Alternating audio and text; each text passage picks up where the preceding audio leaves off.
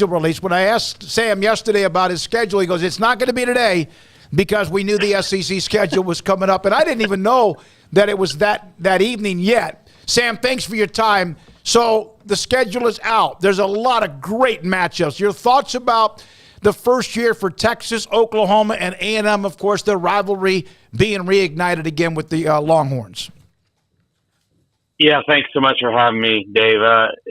First of all, Texas A&M is top of the line for me. That to me, we shouldn't have been gone the last 12 years. It'll be 13 when they reunite next year without this rivalry. It's a shame. It's one of the unfortunate byproducts of conference realignment. But fortunately, in this instance, the domino effect brought them back together. So I can imagine just how in demand that ticket is going to be next November when they kick off in Colorado. And I'm assuming it's going to be November. I sure as hell hope it's Thanksgiving weekend like it usually is. But that's going to be a great game. And you look at Texas and Oklahoma's schedule, and look, one of the reasons that they moved, they made the move for a lot of reasons. Money, I think, number one. The security of the SEC in terms of stability, number two. But they also wanted some marquee matchups against some of these teams in the SEC. And guess what? They got them. Texas is going to host Florida. They're going to host Georgia. They get to go to Arkansas, which, of course, is an old traditional rival. Oklahoma gets to host Alabama. They get to Tennessee. They got to go to LSU. They got to go to Auburn. And they'll get to reunite, rekindle their rivalry with Missouri. So I think it's a terrific schedule. I think it's going to be tough for both. And I think that makes 2023 an even bigger year for both of those programs because neither of them right now are at the level that they want to be and that they're going to need to be to compete at a high level in the SEC. So it behooves them both to take really big steps forward this year before joining the SEC in 2024. Sam, did you think that there was actually a chance that Texas game would not be played in College Station? I mean, it seemed like a no-brainer given the Aggies had been in the league for a while longer. It's just the generous thing to do. Hey, you guys arrived here first and kind of opened the door. And then obviously there was a lot of the trash talk back and forth and the wondering, but did you ever really think that game would be played in Austin? Who knows, because all this stuff happens behind the scenes. I just found it very interesting how certain Ross Bjork was about that. And he never really said it explicitly, but it seemed to me like he got some kind of assurance from the conference office or Greg Sankey or whomever.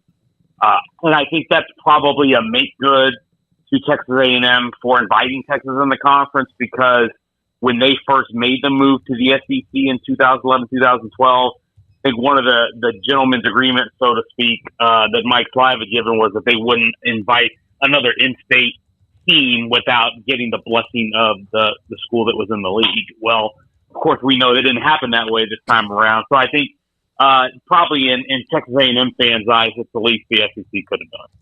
Sam, what are your thoughts about it? We saw these names, these juicy matchups, and what it would be like if there were 9 conference games and that might be another handful of juicy games on top of the ones we know. Oh, yeah. I mean, we look at right now, I'm looking at Texas A&M schedule in 2024. They don't play Alabama. So maybe you squeeze that game in.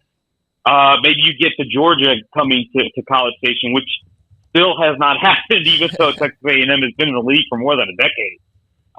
So that would make it even better. And I think that's why so many people want them to go to 9 games, because you're going to get the better matchups. And also you're going to substitute that big-time conference matchup for what is probably a non-conference game against a Group of 5 program. And no offense to the teams in those conferences. I love Group of 5 football. But for the fans of these SEC schools, they want to see the bigger matchups.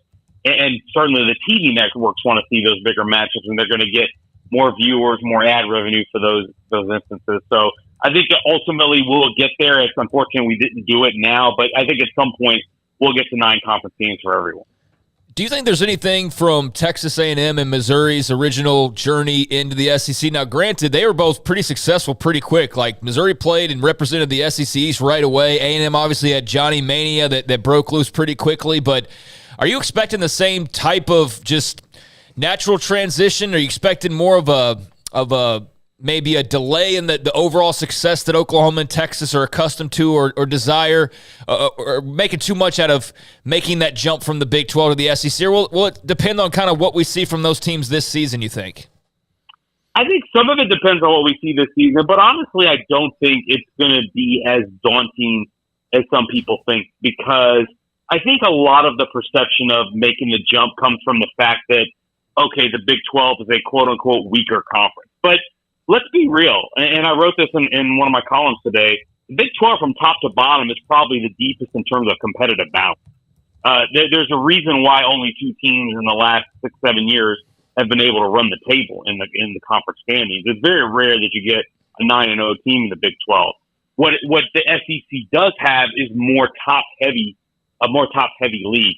Alabama, Georgia, and LSU are much more daunting to go through than anybody you're going to see in the Big 12, and that's really where it becomes a challenge. I don't think it's necessarily going to be difficult for Oklahoma and Texas to succeed. What is going to be hard is going to be for them to win the conference, because you're going to have to get past those programs. And I look at, for example, the recruiting rankings. This 2023 class, Oklahoma ranked 4th, Texas ranked 3rd. Guess who ranked in 1 and 2?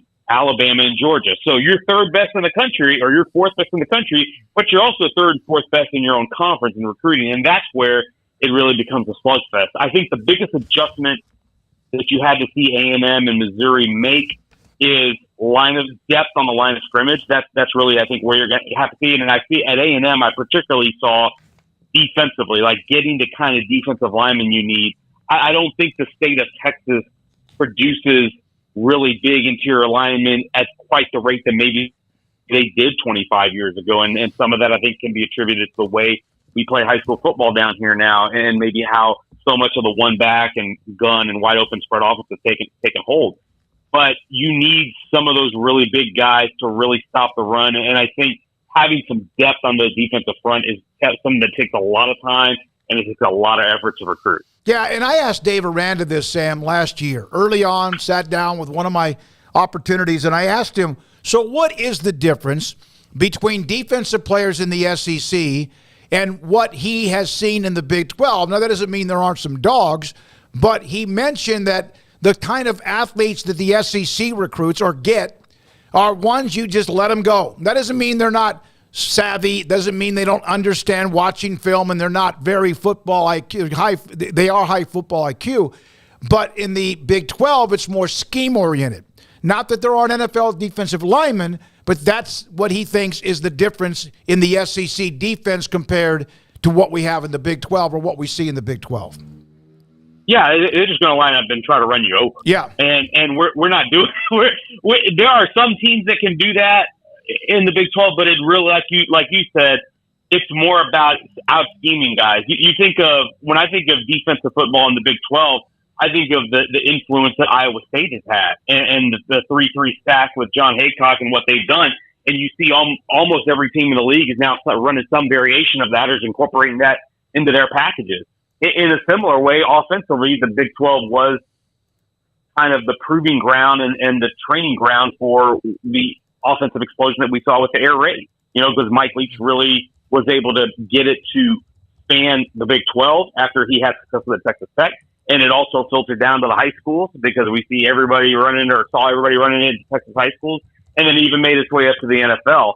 I think there is something to that. And I just do think also, I think just the amount, and not to say that we don't care about football here.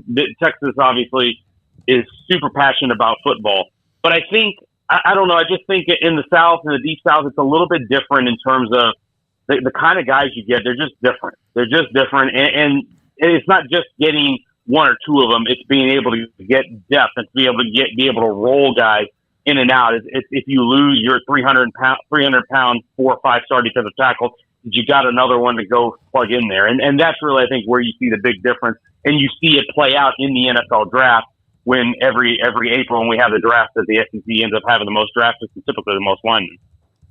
Sam, you've been doing a series now on The Athletic, Recruiting Rewinds, taking a look at all the Texas schools and just filling out various categories from, the biggest get, the biggest bust, the, best modern era recruit, most influential, so on and so forth. It's been fun to peruse through those.